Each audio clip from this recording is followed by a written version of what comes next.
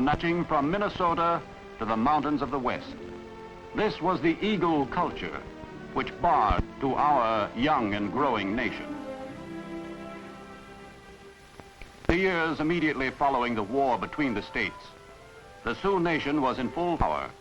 Its small villages were strung like gleaming beads across the plains, transient communities of a migratory people who followed the buffalo, their single source of life.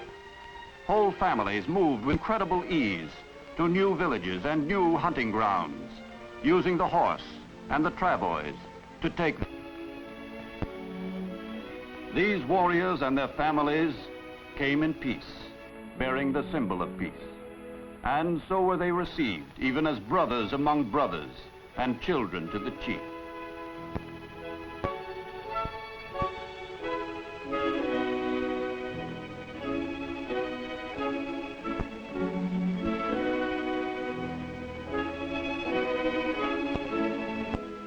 The warrior hunted to feed his family and fought to defend them. Anything less than these labors, the man selected the site of his teepee, accomplished the ritual that blessed it in the eyes of the Great Spirit, and left the remaining details to the women.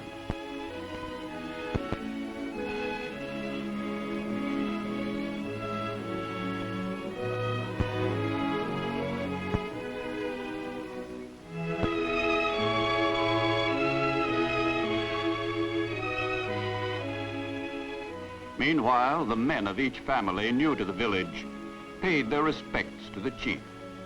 Before the tall central teepee, with symbols of wisdom and authority spread before it, they smoked the ceremonial pipe together.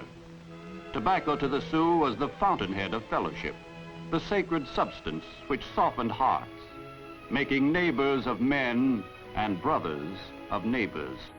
With this pipe, they created a climate of trust, spoke soundlessly yet eloquently of peace, asking the while that heaven and earth give witness to the bond thus formed. In the summer of 1875, the western villages of the tribe were at peace. War bonnet and lance slept in the thick sunshine, and time, like the clouds, drifted noiselessly by.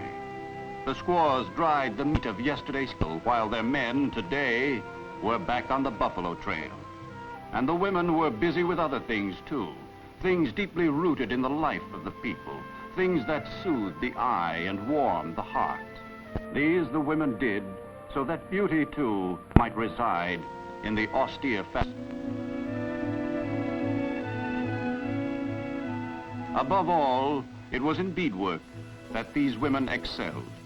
With the instinct for design and the sensitivity to color peculiar to her race, the Sioux squaw took infinite pains to string an exquisite quality about the most common of household objects.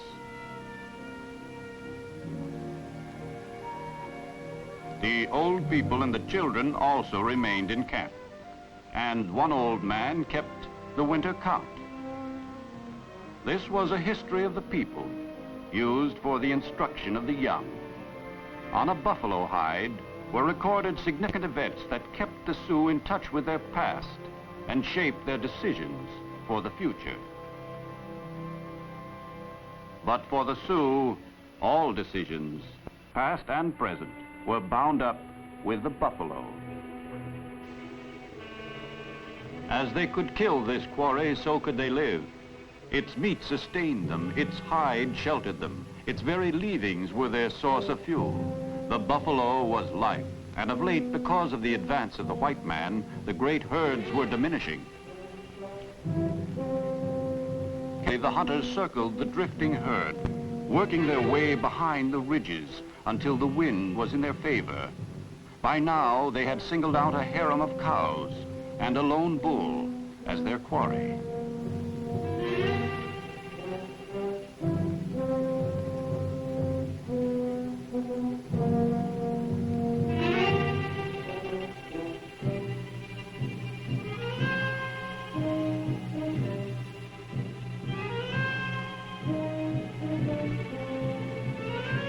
Hard and together in a vital place with great power behind each arrow.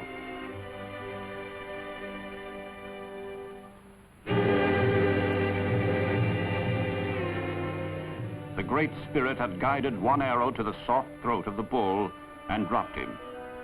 Without the strength that came from this heavenly source, this power greater than themselves, the tribe could not endure.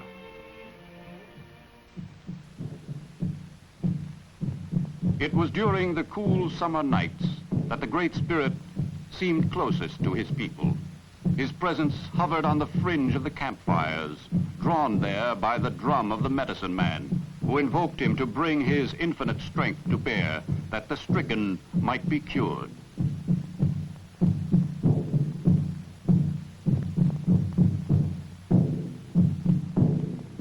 Even the bravest of warriors trembled at the sound of that drum, for this music awoke the unknown, set the troubled forces of the night to brooding, endowed even dead objects with irresistible power.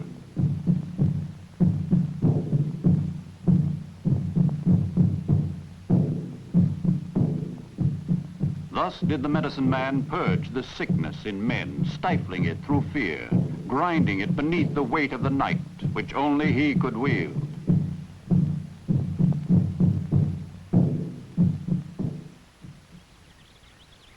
The Great Spirit cast other kinds of spells, less terrifying but equally disturbing, in the hearts of even the bravest of warriors.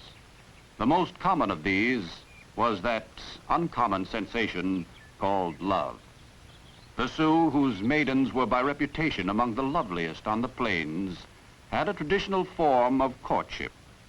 It occurred most often at the watering place, where the gentle sounds of water could be counted on to lull the beloved's resistance, and the young suitor, so much more skillful in pursuing a buffalo than a bride, could rely on a more expressive instrument to speak for his heart.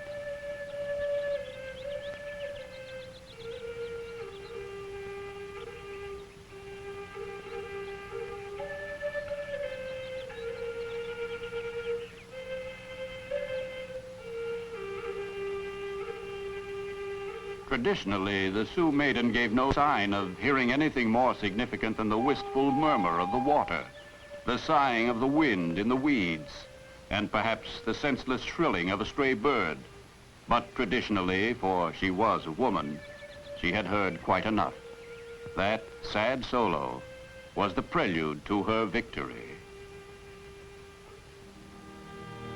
The warrior received permission to propose to her only after he presented her father with horses stolen from an enemy tribe, and her answer, yes. The day of the wedding feast was set, and now the bride-to-be prepared herself. She bathed in a pure spring-fed lake where so many brides before her had come to be cleansed.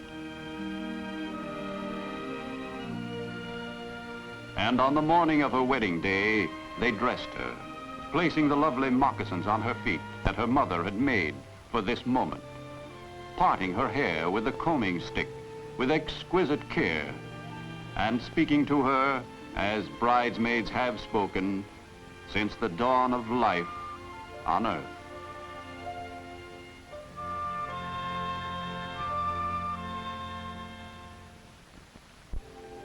At the wedding feast, relatives and friends wore their finest eagle feathers, beaded moccasins, and porcupine quill vests. Indeed, it was a splendidly happy occasion for everyone but the bride and groom, who, like all such couples everywhere, nervously suffered through it. On such occasions, food was prepared in a buffalo paunch, which not only held water but contributed its flavor. Red-hot stones were dropped in to bring the water quickly to a boil.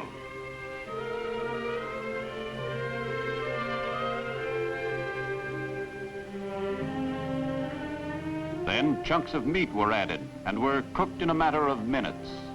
The finest old utensils were used for serving, carved long ago by a master craftsman and handed down across the generations.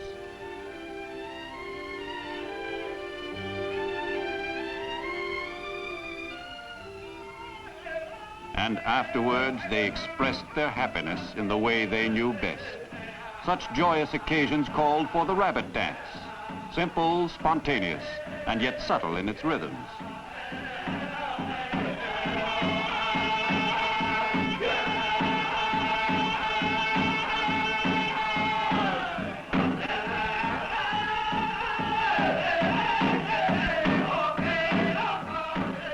was the custom that bride and groom did not participate, and a kindly custom indeed, for both were too shy at that moment to move even their eyes.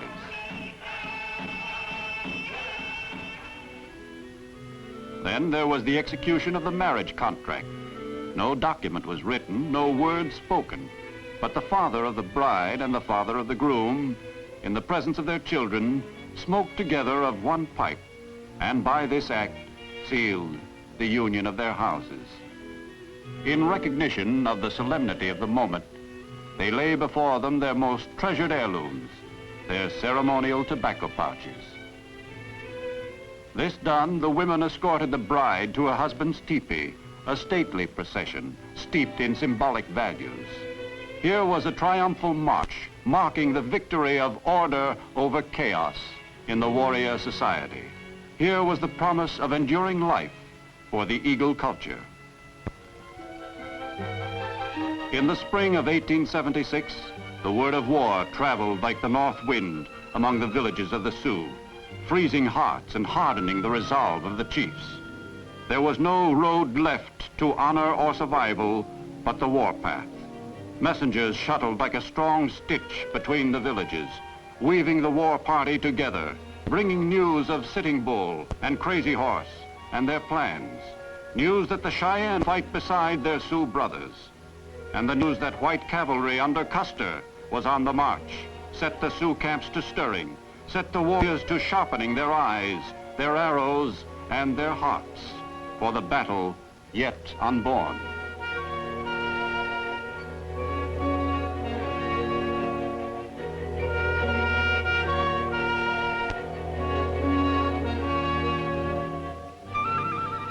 The bright days that followed were stained by ominous smoke signals, bearing word of the approaching enemy. Women trembled as everywhere, in all places, in all times, when the thunderheads of war gather on the horizon. The signals spoke of a great war party gathering to defend the land at the Little Horn.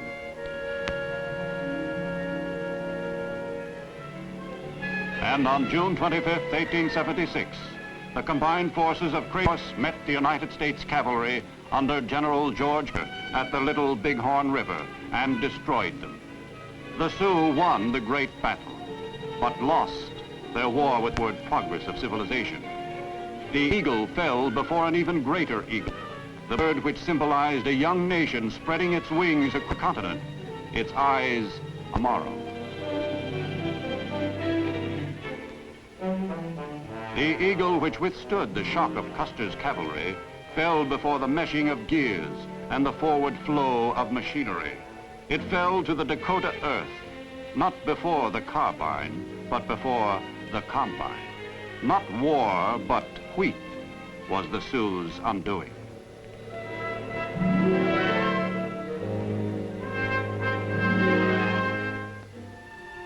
Today, the Sioux live in an area bounded by the Black Hills, fringed by the sun-blasted Badlands, and along the Serpentine and San Cloud Missouri River. They live in the shadow of Mount Rushmore, democracy's shrine permanently engraved on the Dakota hills. They live in the shadow. The eagle has fallen out of the light and into the shadows, and there is pathos in his plight. These are the deep shadows of poverty and bewilderment. The reservation lands are bleak and unyielding, and these descendants of a gypsy-like people, these once proud wielders of the lance, have never taken to the plow. They are a restless, unhappy people, constantly seeking a place in the sun. The Sioux can be found drawn by the holiday spirit, the color, the equipment which go to the heart of their past and contrast so sharply with the drabness of their present.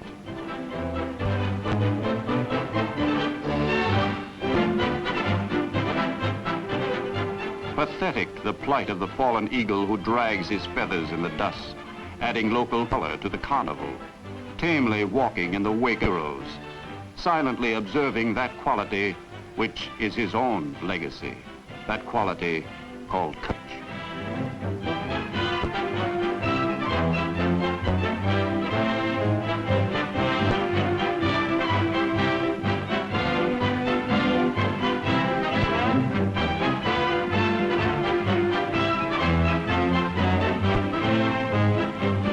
United States government, an effort is made to encourage the people to maintain their arts and crafts, both for aesthetic and commercial reasons.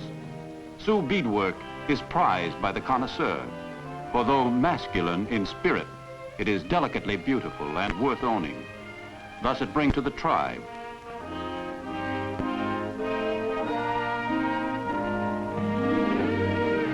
work, truly indigenous, and it goes with good things.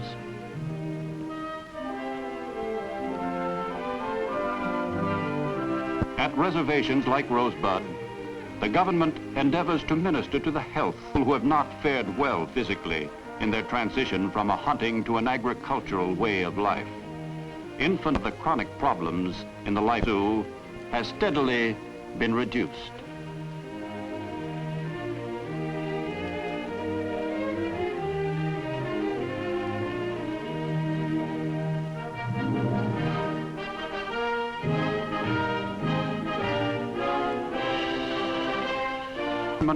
Has in many instances succeeded in business.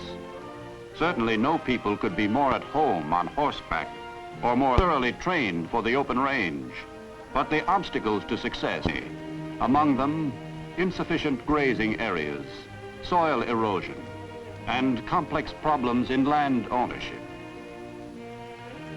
And yet the Sioux today finds hope veritably at his feet. His hope, the flowing thing, the Missouri. It was along this river that the white man first found him and named him.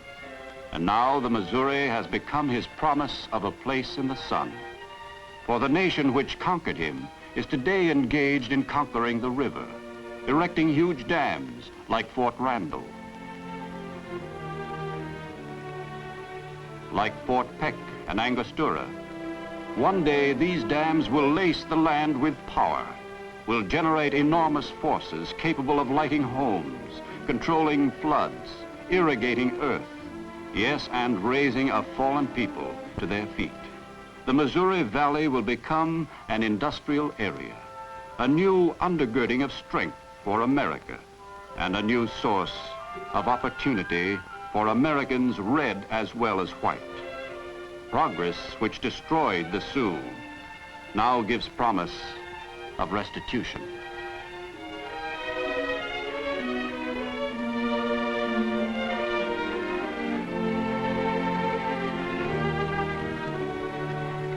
Thus, a people living in the of an ideal have found blessing can rise from the rubble, and that blessing goes beyond the harnessing of a river.